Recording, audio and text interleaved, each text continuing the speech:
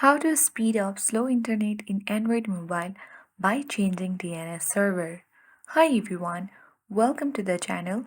This is Rose and without further ado, let's dive right into the video. Launch Settings app on your phone. Scroll down.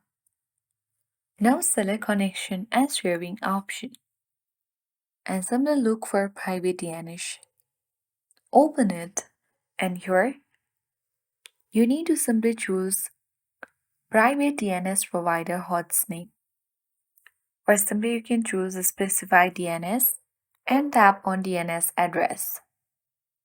Here you need to simply add your DNS address and then tap on the save button. Also, after that you need to enter the DNS and hit the save and restart your phone.